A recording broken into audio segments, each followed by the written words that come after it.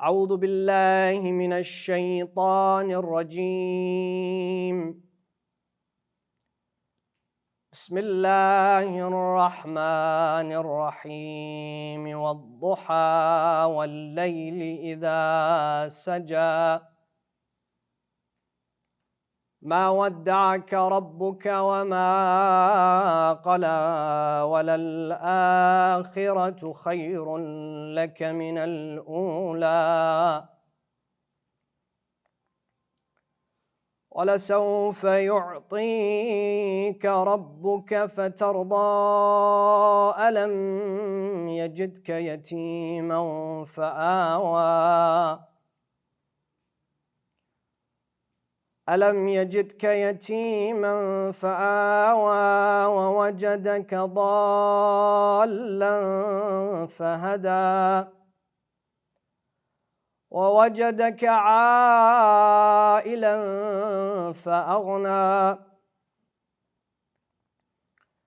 فأما اليتيم فلا تقهر وأما السائل فلا تنهر وأما بنعمة ربك فحدث.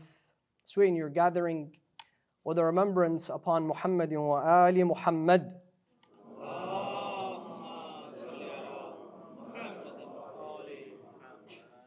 As a gift to the soul of all the innocent lives that have been lost in the past month, recite the second salawat.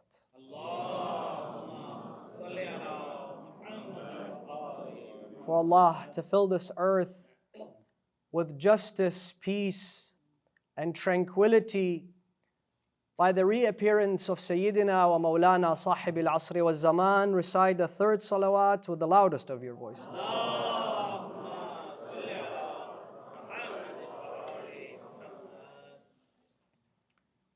Traditions tell us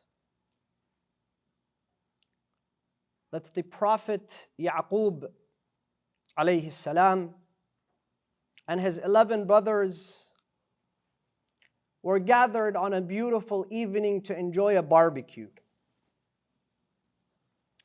And the smell of the barbecue had taken over the entire neighborhood. An impoverished man came and knocked at the door of the Prophet Yaqub. Jacob had 11 sons, a large family. And I can imagine that that was going to be a very big feast.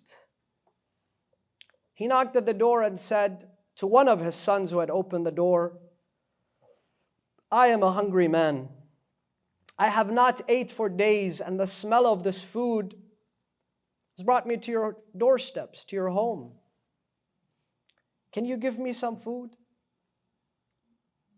And this young man looked at him and said, sure, we will give you some food, but come back in about an hour.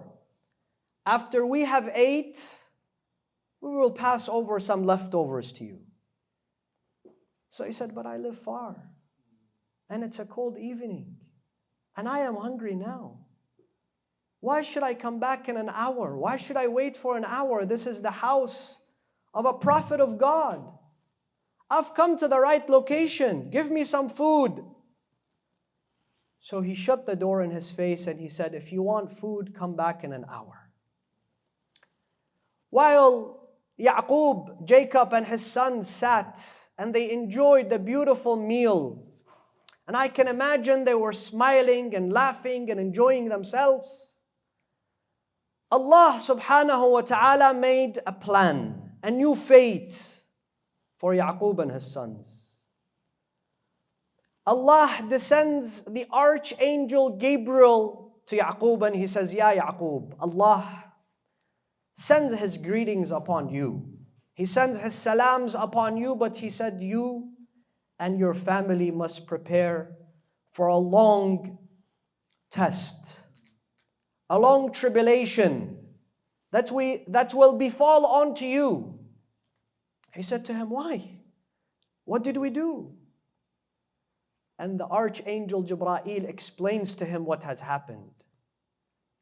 That same night, the Prophet Yusuf, his son, sees the dream, the famous dream that you have read in Surah Yusuf. And the next day, he tells his father Yaqub of the dream. And their long journey begins from that moment. When a man came pleading to them for food. Brothers and sisters, for the past month, we wake up and go to sleep every single day hearing the cries of people pleading for mercy, not food, for safety, for amnesty, for them to live in peace. Imagine 10,000 people have been killed. More than half of them are innocent children. What is their crime? People that go to hospitals to perform a surgery, an urgent surgery, undergo surgeries without anesthesia. Imagine the pain. Imagine the father having to hold down his son while he goes under the surgery. Imagine 2 million people being misplaced, losing their homes, becoming homeless. Imagine the horrific scenes that we see. Children shivering from fear after their home was demolished. Fathers looking under the rubble so that they can find their children. All while the entire world witnesses and does not say a word. Not only that, but they aid this genocide by sending more weapons and aid to those who are carrying out the largest ethnic cleansing of our time. And when we see this, brothers and sisters, we feel tremendous pain. Imagine you're sitting at home and you see a stray dog that is thirsty, a stray dog, a stray cat, a bird that has hurt his wings, and he comes and he stands in front of your home, and you know that you can help this bird. You know you can help this dog. You know you can help the stray cat. But you say, forget it. I'm just going to go back to my Netflix and eat some popcorn. I tell you, that moment you should ask yourself whether you are dead or alive. And I don't mean dead, physically dead. No, many people are physically alive. Their bodies function just fine. But their souls are dead. Their hearts are dead. Their bodies function, and the Quran speaks of this. It says they have minds, they have eyes, they have ears, they have hearts, they have limbs, but they do not use them. But if you see those people, they use them on a daily basis. What Allah is trying to say is they do not use them in the way that was meant for them to be used. He is our Creator. He has given us this heart that is meant to feel pain for anybody who is struggling. And the moment that we hear of pain, struggle of others, including animals, and it does not move us, we should ask ourselves, what have we done to our souls? That we see those images and we don't feel that we're moved. We don't feel the pain of others. And this ongoing war, brothers and sisters, has become the central theme of every discussion. People today are rejoicing. Some people are rejoicing. Go look at social media, hear some of the news. Some people are rejoicing. We will smoke you and destroy every single person in Gaza. And some people know, they carry the pain.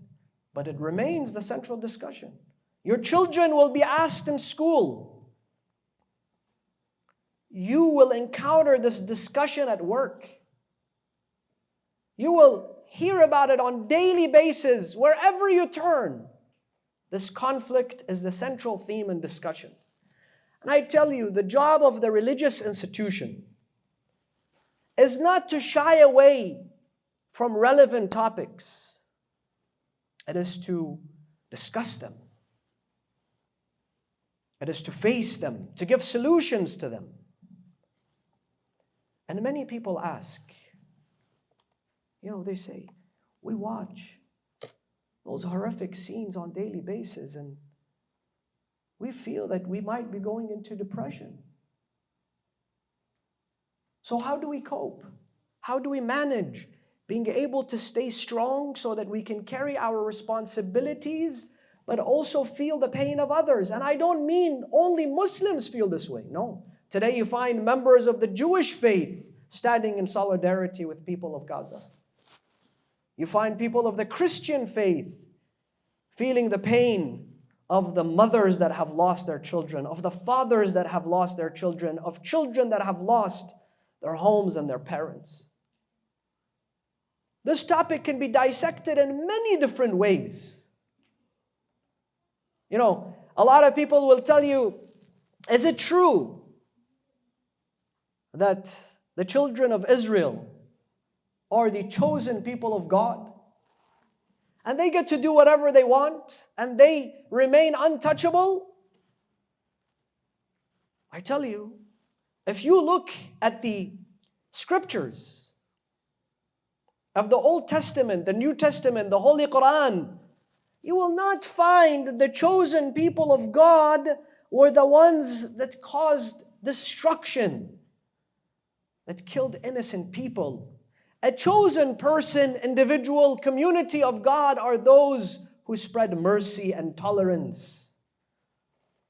And a chosen nation, if we want to be the greatest nation as we claim, we must send aid to build schools, to build hospitals, to build roads, to create amnesty for people. Some of our youth are asked, why is it that Islam harbors hatred towards the Jews? Why is it that Islam harbors hatred towards the Christians? If you're not Muslim, then Islam hates you. That is something that needs to be answered from this pulpit. That Islam hates no one. And Allah does not hate anybody. In fact, Islam speaks of dialogue between Ahl al-Kitab and the Ummah of Islam. Allah directly orders Rasulullah, Ya Rasulullah. He says to him in the Holy Quran, go to them, tell the people of the book, قُلْ يَا أَهْلَ الْكِتَابِ تَعَالَوْا إِلَى كَلِمَةٍ سَوَاءٍ بَيْنَنَا وَبَيْنَ. Tell the people of the book, the Christians and the Jews, that let us unite under one common theme, and that is that we worship one Lord and we submit to Him. In fact, what is Islam? Some people say Islam is from Salam, from peace. Islam is from Taslim, as Amir al-Mu'mineen Imam Ali defined it to us. Al-Islamu huwa al-Taslim. So when Allah says that Ibrahim was a Muslim and all the prophets prior to Muhammad were Muslim, what does that mean? That means they submitted to Allah. They submitted to the will of Allah. They were godly people. And they taught individuals to live a godly life, to lead a godly life. This is something that needs to be addressed in a way that your child, when he goes to school, when she goes to school, and they ask them, why is it that there are certain verses or hadiths in your book that indicate Islam hates non-Muslims? They are able to respond in a convincing manner. And one cardinal belief that also is meant to be discussed when we see such events is the cardinal of end of time. This is something that is a belief amongst the Christians and the Jews and the Muslims.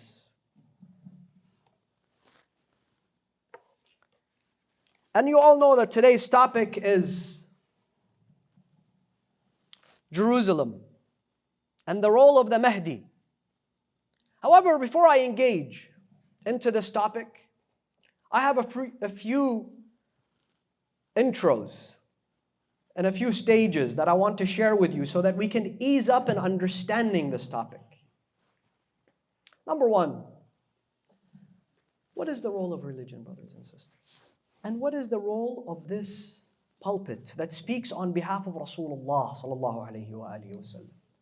Allah in the Holy Quran says, Ya ayyuha alladhina amanu, speaking to me and you, all you believers. Istajibu lillahi wa lirasulihi. When there is a call from God and His Messenger, meaning Rasulullah, to you, إِذَا دَعَاكُمْ لِمَا يُحْيِيكُمْ. Once that call is made so that you become alive, respond to that call. Don't let it fall on deaf ears. Now, this ayah, the Quran, was speaking to people who were alive. They were breathing. They were living. They were going about their lives every day. They weren't dead. But the Quran says that there are people who may live and breathe, but they are dead. And there are people who are dead physically, but they are alive. And the job of this minbar is to bring that awareness into people's lives. Allahu waliyul ladina amanu. Allah is your wali. Allah is your mawla. Allahu waliyul ladina amanu. What happens?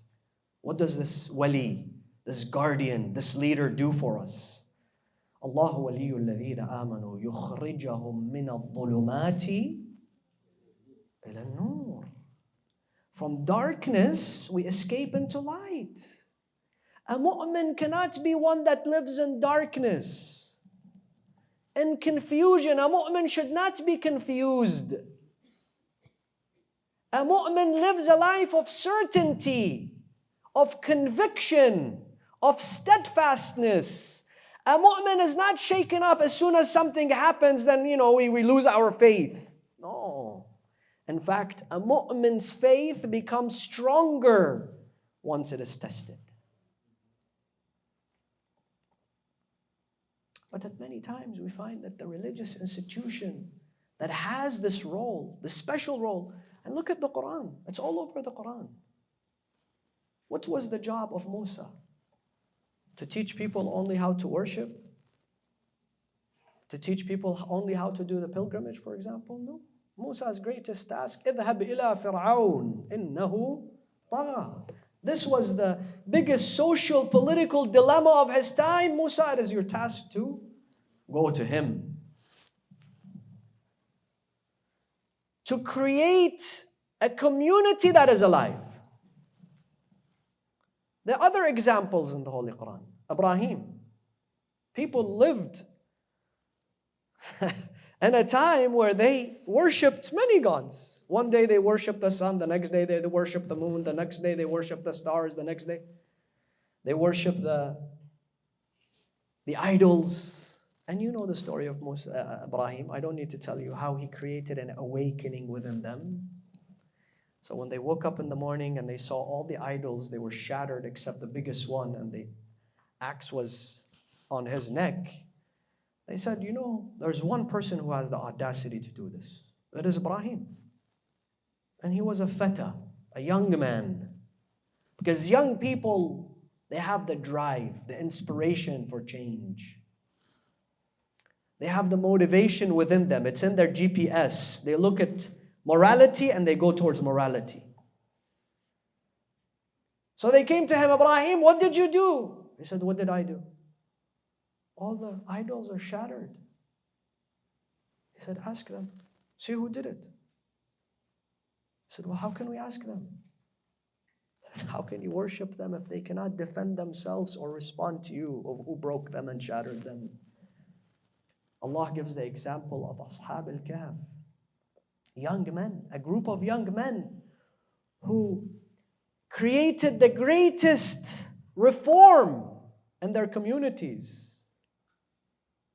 And Allah descends an entire chapter upon Rasulullah, speaking of the affairs of Ashab al-Kahf. Why? To inspire the Muslims then, and to inspire you today to take lessons from Ashab al-Kahf. That social justice, speaking of relevant topics, connecting religion and faith and God to my daily lives, letting it resonate as the task of the religious institution. Today, for example, the religious institution, every single day is asked. There are inquiries about cryptocurrencies, for example, about the gender issues that we face on a daily basis. Today there's a dilemma.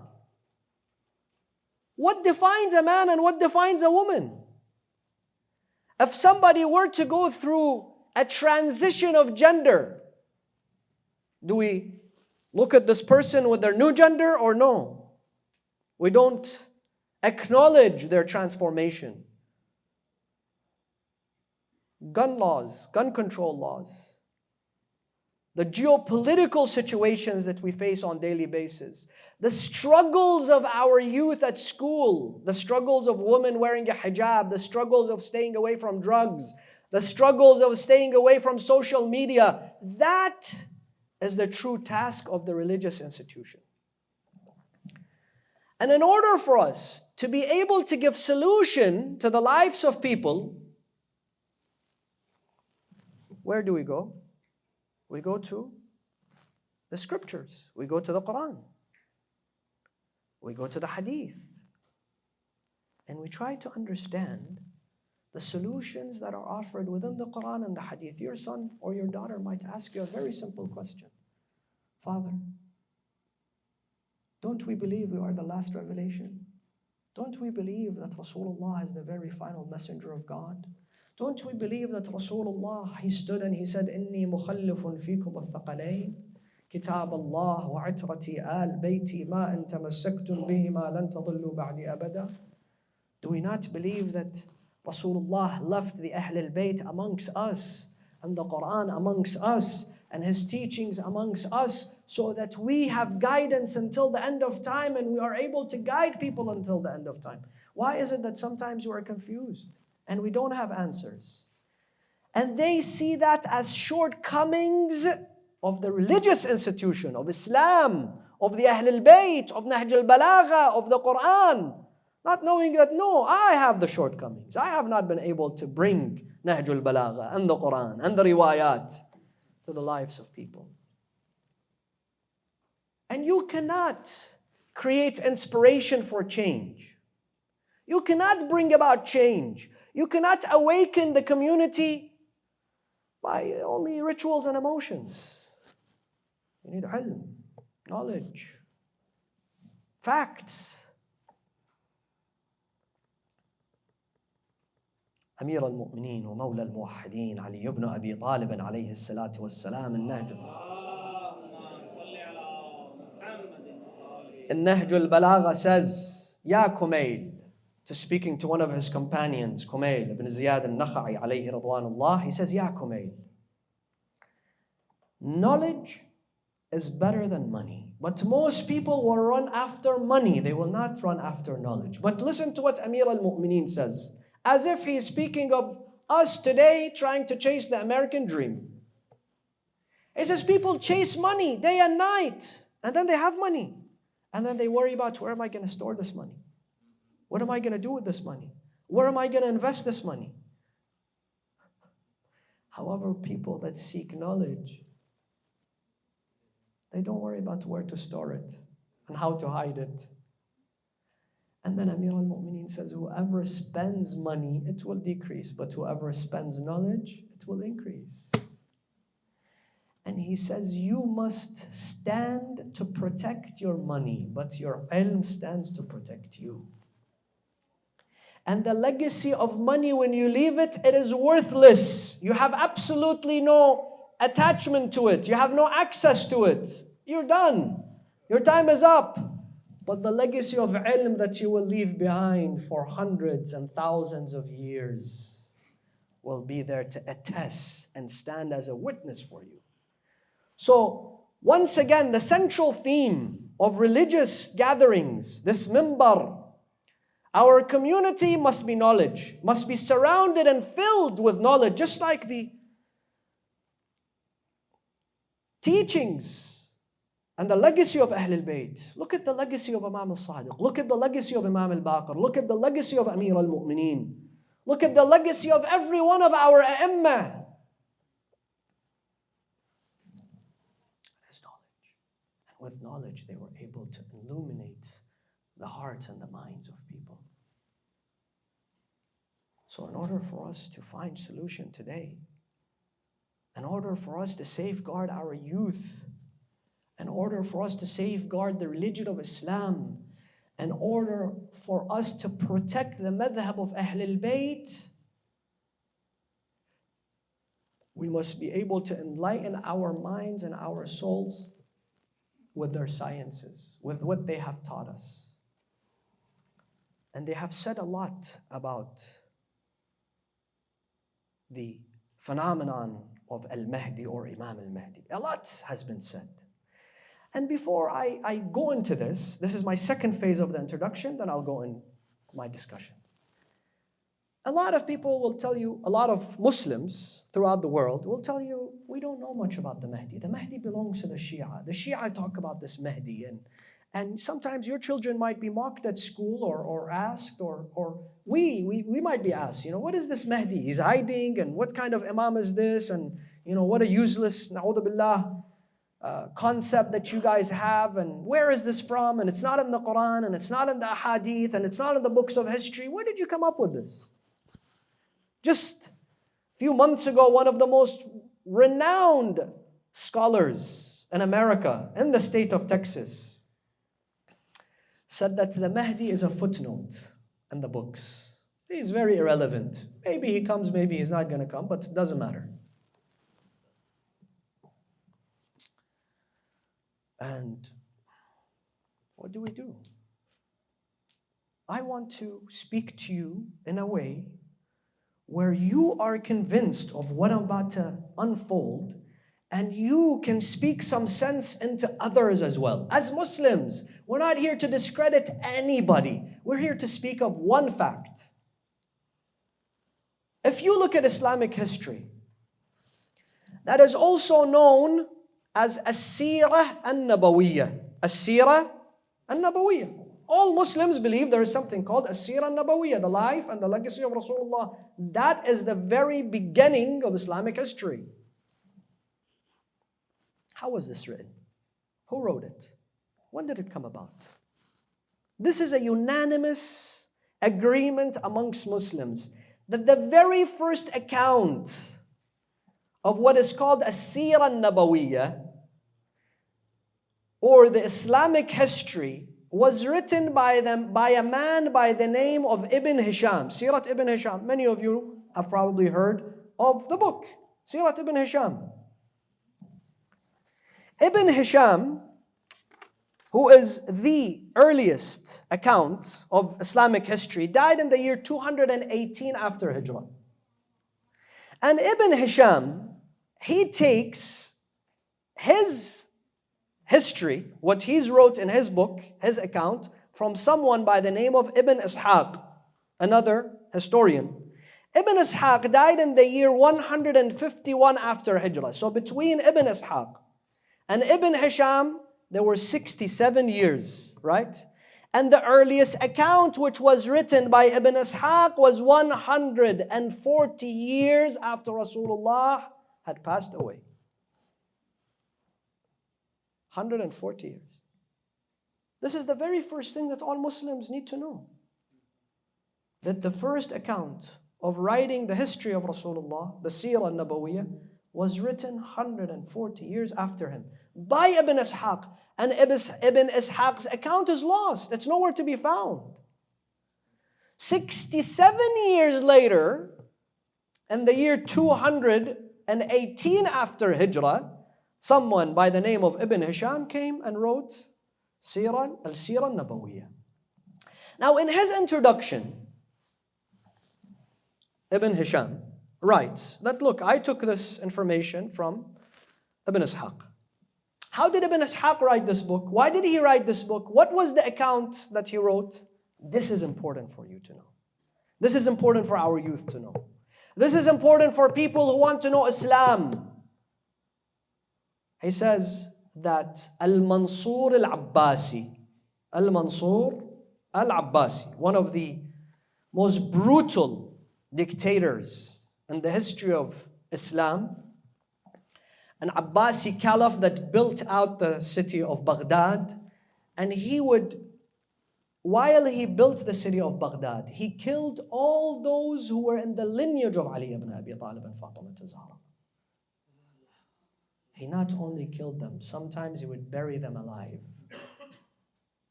Go read the history of Baghdad. Sometimes he would put them under huge pillars to build this city, this magnificent city of Baghdad in the time. This was Al-Mansur. Al-Mansur had a son, his name was Al-Mahdi. And Al-Mansur, by the way, he is responsible for the martyrdom of Al-Imam Ja'far ibn Muhammad al-Sadiq alayhi salam.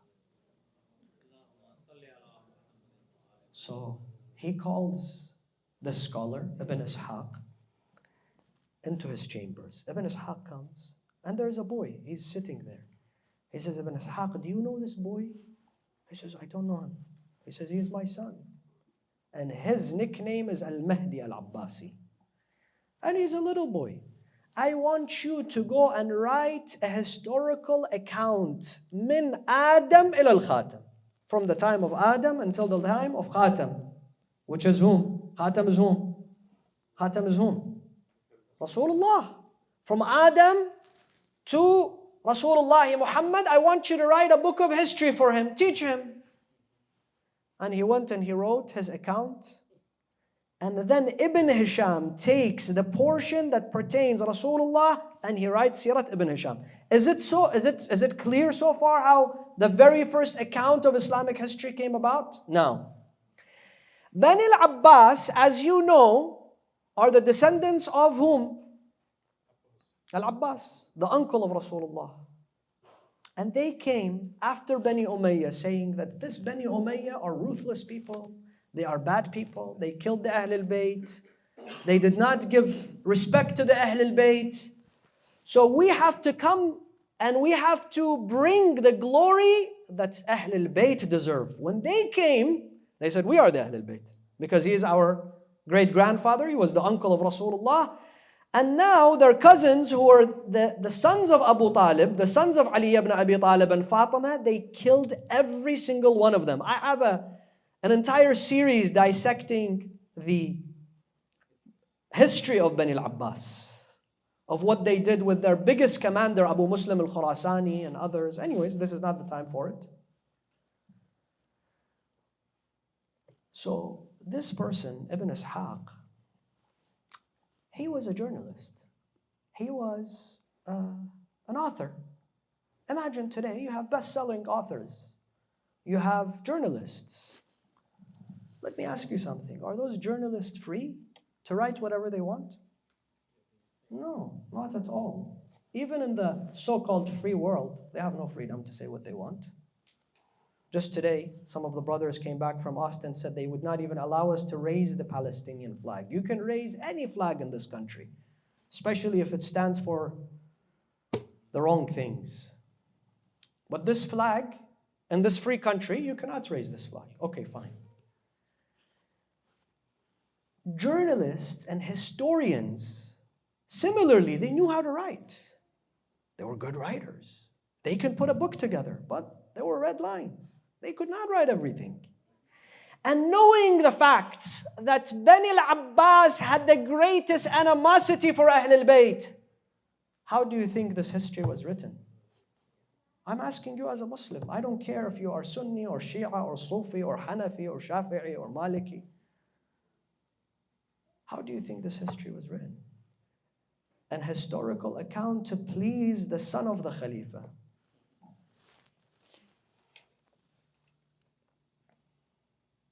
Now, let's ask the same question about the books of hadith. Do you think that they had the freedom to write and bring any hadith they wanted? Absolutely not. Some of them did. Imam al-Nasa'i did. And when he wrote his account, he showed it to the Muslim community. They told him, where is the fadila of Muawiyah? Oh, you don't have any fadila for Muawiyah. You didn't praise him in your book. Your whole book you didn't bring. He says, he doesn't have a fadila. There is only one hadith that Rasulullah called upon him many times. And he said to the messenger, go tell Rasulullah I'm eating. 4 times Rasulullah called upon him and he said, go tell him I'm eating. So Rasulullah in the last time said, La ashba'allahu batna. May his stomach never feel satisfaction of food. And you know, but by the time the end of his life, Muawiyah could not stand. He had turned into a small elephant.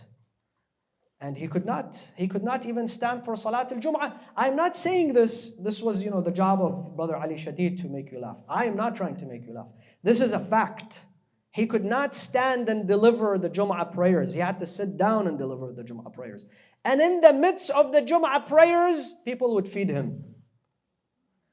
And when he slept, he had people who would feed him. Excuse me for saying this, even in the bathroom and the shower, people had to feed him. So he said, I don't have anything.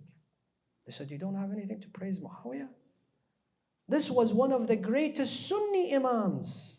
They took him and they gave him a beating until he almost died. So those individuals did not have, whether they were the Imams of Hadith, whether they were the Imams of history, they did not have the freedom to write as they wish.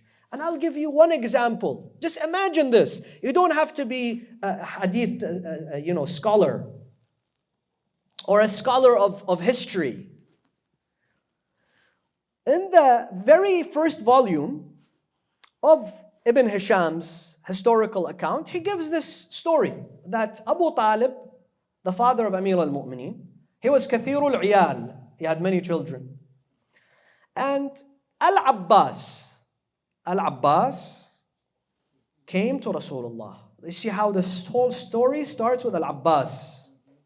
Comes to Rasulullah and he says, Ya Rasulullah, Abu Talib has many children and he's poor and he cannot take care of his kids. So let's do something for them. So Rasulullah said, okay, fine, let's go. So they went, Abbas and Hamza and Rasulullah went to the house of Abu Talib, the father of Amir al-Mu'mineen. And they said, look, we want to take care of your kids. You can't handle all of this, And Abu Talib said, look, I have an attachment to my son Aqil. Leave Aqil for me. Take the rest. So Al-Abbas, he took Talib. Al-Abbas took Talib. And Aqil stayed. Hamza took Ja'far.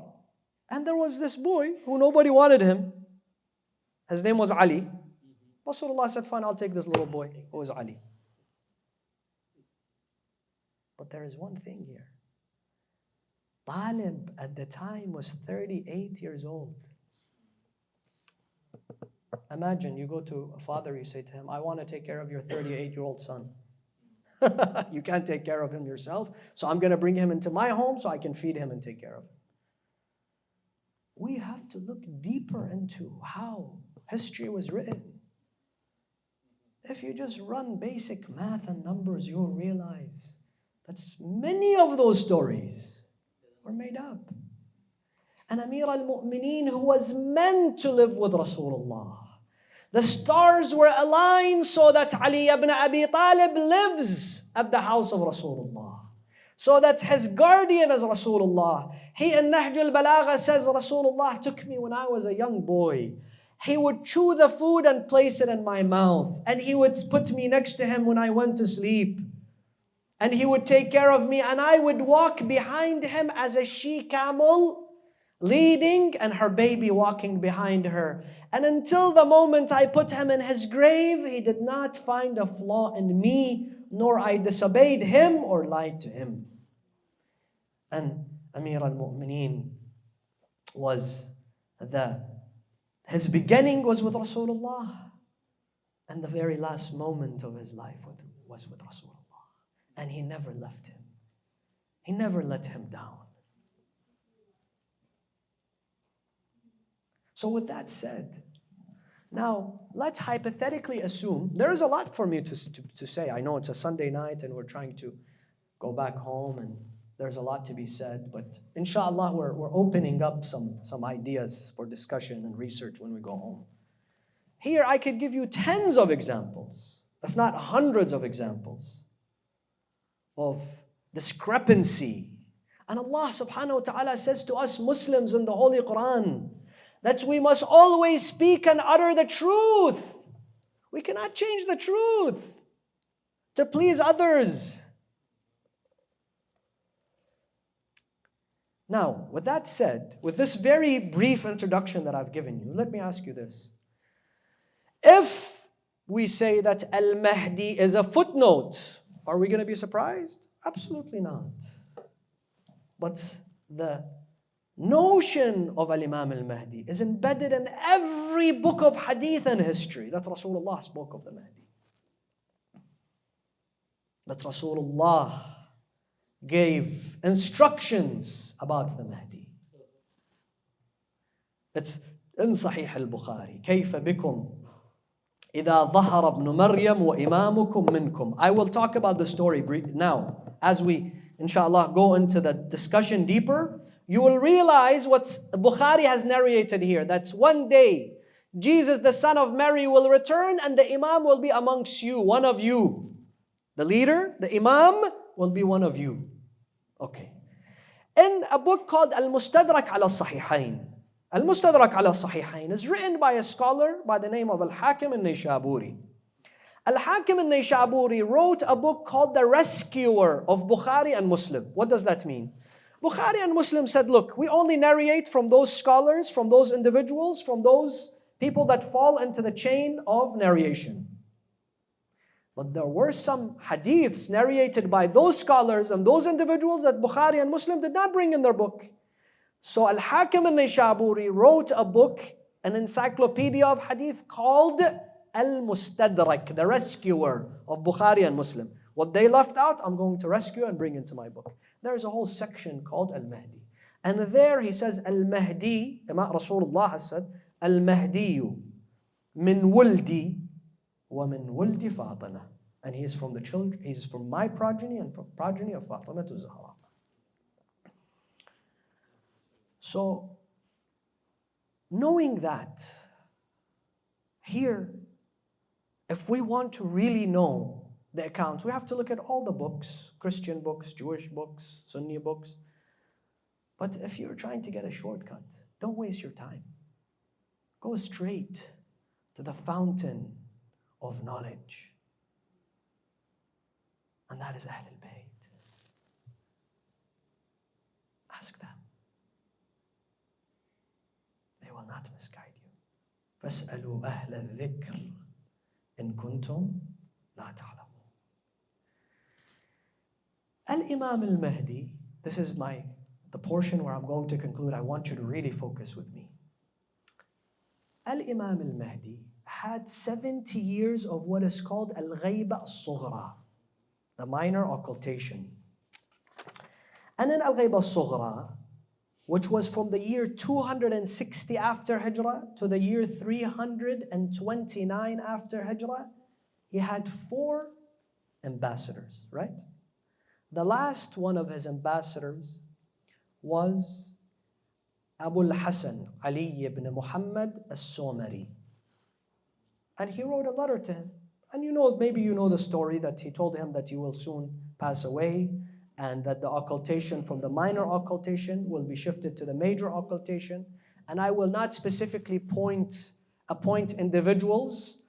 I will give you instructions of who to follow. And they are the fuqaha. So if you find those fuqaha, follow one of them. And it saddens me to say that this is the legacy of Imam al-Mahdi. Imam al-Mahdi did not choose one person. He did not say in the year 2023 you have to follow this alim. In 2030 you have to follow this alim. 2060 you follow this alim. 2070 you follow this alim. He gave us instructions. If you find a person with those qualities, follow him. Today we go against the teaching, some of us who fall into the trap of ignorance, go against the teaching of Imam al-Mahdi. You have to follow my marja'. If you don't follow my marja', you must be wrong. But Imam al-Mahdi, he gave instruction. He did not choose a specific person. And that is the power of the community. Why? Because the more we have opinions, the more we have individuals teaching us, the more we have individuals empowering the seminary, the more strength for us as a community. In his last letter to Ali ibn Muhammad al-Somari, he writes that those will be specific signs before my reappearance. And I want to talk about them.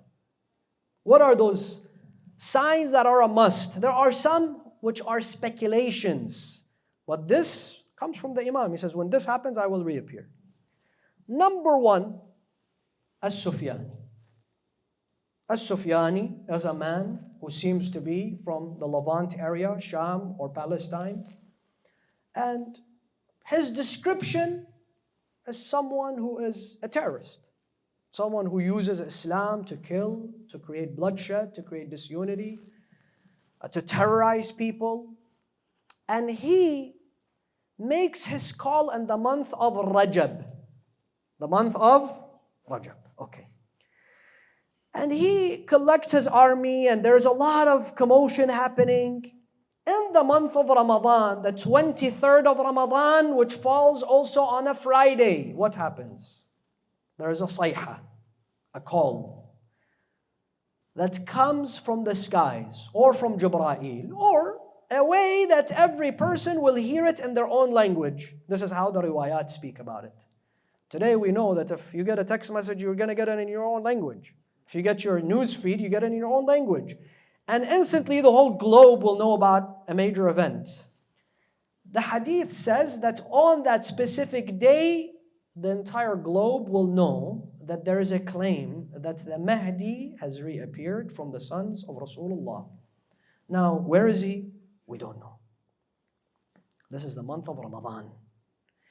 When this happens, slowly but surely, 313 people. Brothers, sisters, don't waste your time. Don't waste your life. This is an opportunity available for grabs to be amongst those close, near and dear to the heart of the 12th Imam. Make yourselves, your communities, your families, your cities, your villages ready for him. Don't choose yourself above him. Don't choose your wealth above him. Don't choose anything above him. Prepare your children. Prepare your youth. This is our task. So the call comes. The 313, without them knowing each other, start slowly gathering towards Mecca. Between Ramadan and Muharram, on the 10th of Muharram, the Imam, by the will of Allah, calls them by name. They don't know each other, but when the Imam calls them, 313 gather in front of him suddenly. Where? In Mecca. Right in front of Masjid al-Haram. Right in front of the Kaaba. And the Imam there raises a flag. It is a yellow flag, and on this flag it says, Al-Bay'atu Lillah. If you give allegiance here, the allegiance is to Allah. Al-Bay'atu Lillah, the 313 give allegiance to the Imam. And the Imam is now present, but he is not fully present, meaning that you cannot find him somewhere. He does not have a specific location. And the 313 are given tasks for specific areas in the world. They are the ambassadors or the presidents of different places around the world. As-Sufyani sends an army towards Imam al-Mahdi. Listen to this. From where? From the Levant. Could be from Palestine, Jerusalem. He sends it, and he holds, the riwayat speak of this. Jordan, Palestine, Sham, Damascus, Al-Karat al-Khams. Jordan, Palestine, Sham,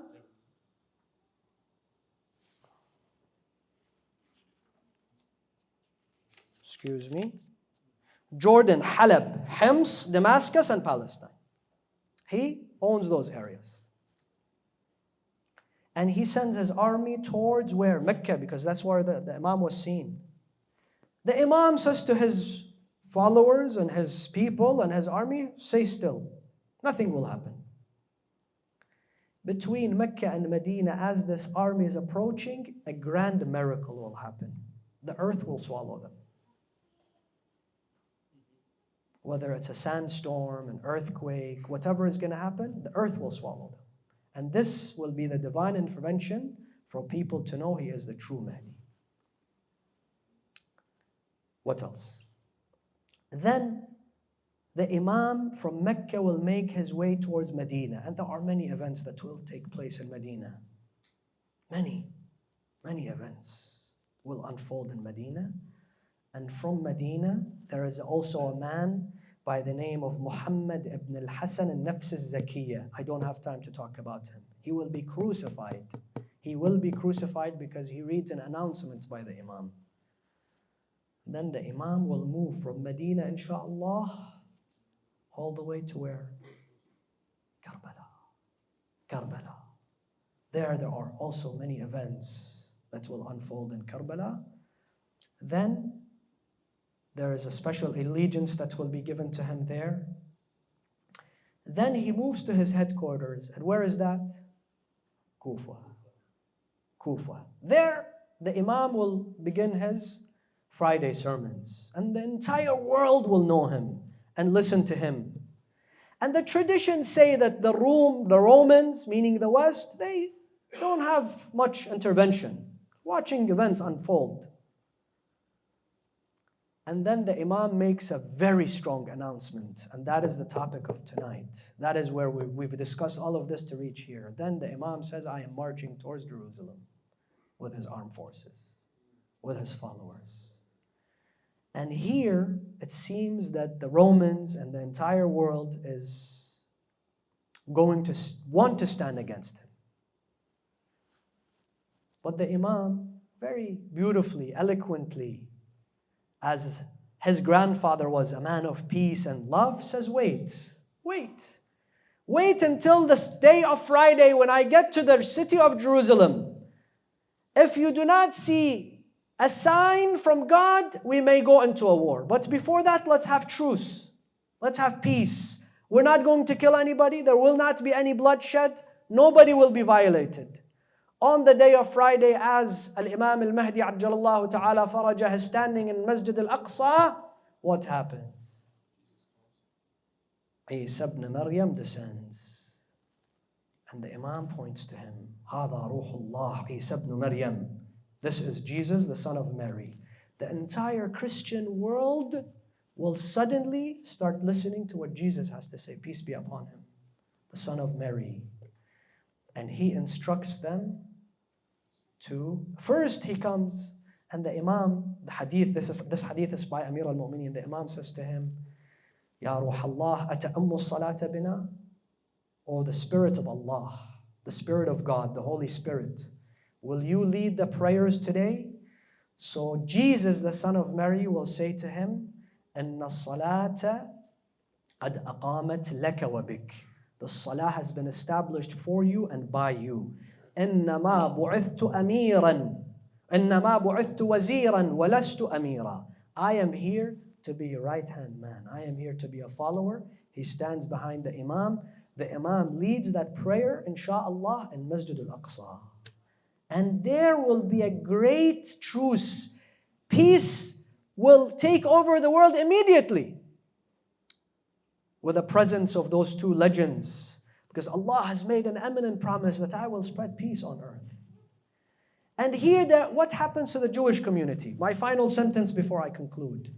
The Imam says also to the Jewish community that I will show you a sign before we go into a disagreement or a war or anything that causes any more distress for people. I will show you a sign. What is the sign? The sign that the Imam will show to them will be the lost covenant. The Jews have the lost covenant, and the Imam, and some traditions say it is in a cave, and some traditions say it's in the midst of a river. He takes out the lost covenant, and he reads for them. They see it and they realize that indeed he is the Messiah of the end of time. And he is the man that will spread peace upon this earth after it's been filled with injustice, with tyranny, with bloodshed, with war. Brothers and sisters, one thing that I want to leave you with is the Imam is not away from us. We are away from him. We have not done enough for him. I can speak for myself. Sometimes we even abandon him. He is not a priority in our lives. Imagine living in the time of Imam al-Hussein, in the time of Amir al-Mu'mineen, in the time of Rasulullah. You would want to, every breath that you take, you want to be in their presence. Every dollar and dime and penny that you have belongs to them. Today we have the Imam that is given the task of bringing peace to the entire world. You know, the Prophet Sulaiman begged Allah, allow me to see his kingdom. Rasulullah prayed for him. Every prophet prayed for him because he is the one that will give justice to all their cause. All of our AMYN prayed for him. And you know why we put our hands on our head when we mention his name? Because every time Al-Imam al-Ridha salawatullahi alayhi spoke of him, he would put his hand on his head and he will rise.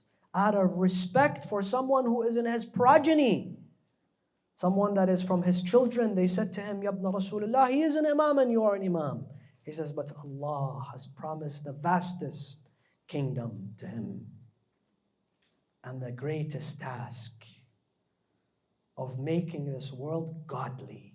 وَنُرِيدُ أَن نَمُنَّ عَلَى الَّذِينَ اسْتُضْعِفُوا فِي الْأَرْضِ وَنَجْعَلَهُمْ أَئِمَّةً وَنَجْعَلَهُمُ الْوَارِثِينَ. Let us raise our hands to the Almighty Allah subhanahu wa ta'ala.